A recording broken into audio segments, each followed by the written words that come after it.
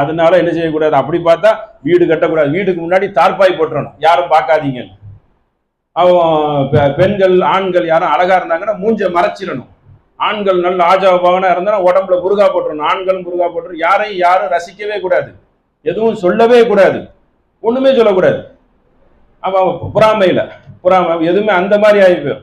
அதனால அந்த மாதிரி ஒரு சான்ஸ் வாய்ப்பே கிடையாதுங்கிறது தீர்மதியில் வரக்கூடிய ஹதீஸை வைத்து அறிந்து கொள்ளலாம். அப்போ என்னன்னா, ஒரு பொருள் மூலியமாக வீழ்த்த முடியும், சூழ்ச்சி மூலியமாக வீழ்த்த முடியும். அவனை வியாபாரம் இருக்கனா அதுல அந்த வியாபாரத்தை குறைத்து வீழ்த்த முடியும். நீ 20 ரூபாய் கொடுத்தா நான் 10 ரூபாய்க்கு கொடுக்கும், இப்படிதான் செய்ய முடியுமே ஒழிய என்ன செய்ய முடியாது, அவனுடைய அந்த உள்ளத்தில் இருக்கும் கொமச்சல்னால ஒன்றும் பண்ண முடியாது என்பதை புரிந்து கொள்ள வேண்டும். இது சம்பந்தமா அந்த 2 சூறா இருக்கு, அதோடைய வசனத்துடைய அர்த்தத்தை பாருங்க. இதைத்தான் அவங்க காட்டுவாங்க, இந்த 2ஐயும். ஒன்னும் இல்லை, அந்த ஃபலக்கு நாசு தான். அது பாருங்க, குல் அவுது பி ரப்பில் ஃபலக், இதெல்லாம் நமக்கு தெரிஞ்சது தான். மின் ஷர்ரிமா ஹலக், ஷர்ருனா கெட்டது. அப்போ அல்லாஹ் நல்லதையும் படைச்சிருக்கிறான், கெட்டதையும் படைச்சிருக்கான். ரெண்டுமே அல்லாஹ் தானே.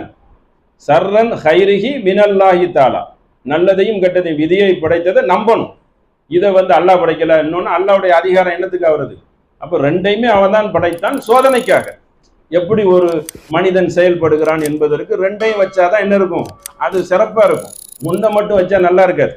அப்போ அல்லாஹ் என்ன செய்யலாம், ரெண்டையும் படைச்ச. மின் ஷர்ரிமா ஹலக். அப்போ இதை பாருங்க, ஃபலக் அதிகாலை இறைவனிடம் படைத்தவன் தீங்கில் இருந்து. தீங்கு ஷர்ரு இருக்குல்ல, அது தீங்கு.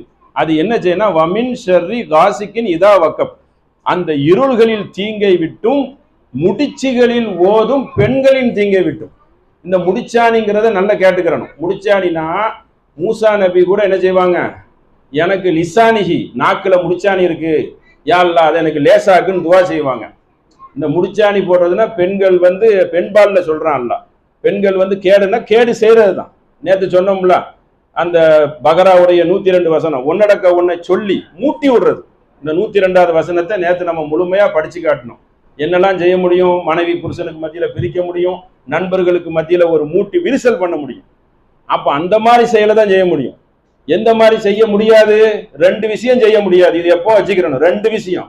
ஒன்னு தலைமுடி, ட்ரெஸ், அதை மெட்டீரியலை வைத்து மந்திரம் செய்து அவனால ஒன்றும் பண்ண முடியாது. 2வது கண்ணால் பார்த்து ஏங்குறது, புறாமப்படுறது.